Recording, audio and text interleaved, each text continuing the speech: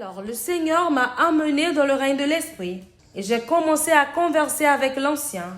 Les anciens se sont tenus devant moi, je parle des créatures, à qui Dieu a donné la position pour préserver, pour garder ses plans éternels et les choses qu'il fait qui sont sur le point d'être révélées. Alors lorsque j'ai commencé à avoir la conversation avec les anciens, le Seigneur m'a maintenant dit ce que veut dire Chronos, pourquoi il a créé Chronos.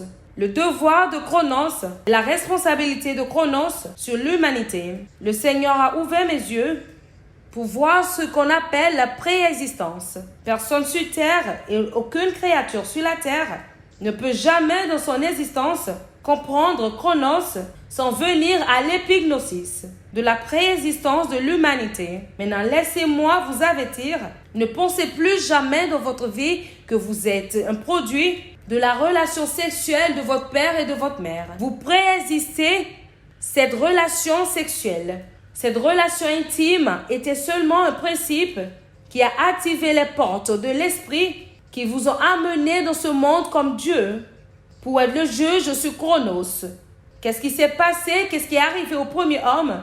Et comme la vérité, l'homme est supposé être Jésus. Dans l'actualité, l'homme est supposé ou censé être la bonne, la vraie image de Dieu, qui est bien sûr en la personne de Christ. Mais nous avons vu que l'humanité s'est rebellée. Adam était le premier homme qui devait représenter les fils de Dieu. Adam était le premier fils de Dieu.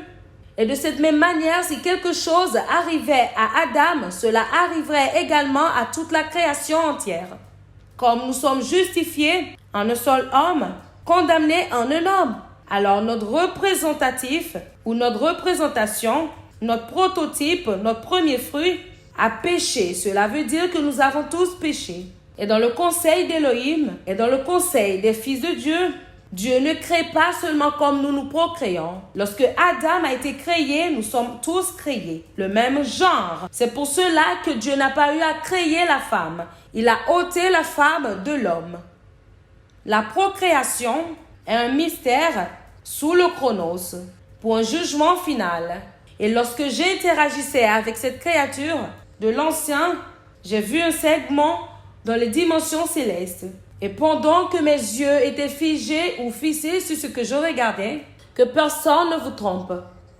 Vous préexistez votre formation dans le ventre de votre mère. Vous étiez dans le conseil des dieux où Yahvé est le Dieu chef du conseil des dieux. Ne pensez jamais que vous êtes un accident. Vous n'êtes jamais un accident. Vous êtes un Dieu. Je vous montre 2 ou 3 existences de l'homme dans lesquelles que Dieu ne vous a pas permis de garder en mémoire. Numéro 1, votre préexistence dans le conseil d'Élohim. Numéro 2, votre préexistence dans votre conception. Lorsque vous étiez conçu, on ne vous a pas permis de porter ou de garder cela en mémoire. Numéro 3, on ne vous a pas permis d'avoir en mémoire ou en souvenir les 9 mois dans les entrailles de votre mère. Dieu pouvait vous permettre de faire cela. Vous ne savez même pas comment vous étiez dans les entrailles de votre mère. Vous ne savez pas ce que vous avez vu là-bas. Vous ne savez pas ce qui s'est passé dans le ventre pendant 9 mois. Dieu a retenu cela. Et il a dit à Jérémie, avant que tu ne sois conçu, je te connaissais. Alors Jérémie, tes souvenirs de ta préexistence sont de manière exclusive avec moi. Jérémie, avant que tu ne naisses, je te connaissais dans le conseil de Dieu. Avant que tu ne sois conçu, je t'ai oint.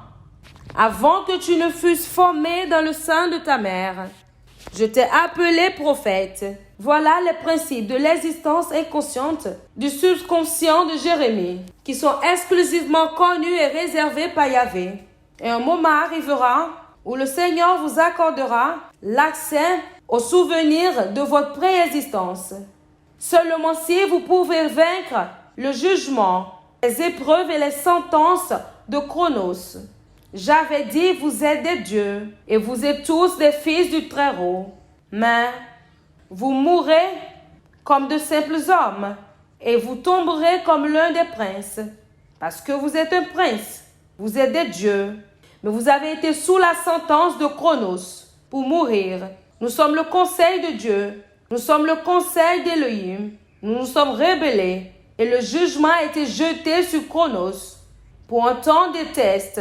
Si vous n'acceptez pas Jésus, qui est le prototype de l'homme, il est le Fils de Dieu qui est venu pour racheter les fils de Dieu.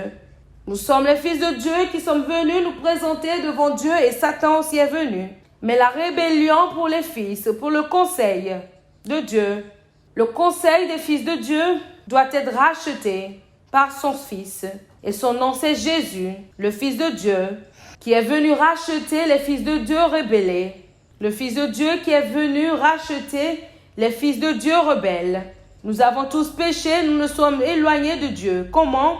Il ne vous parlait pas sur la terre.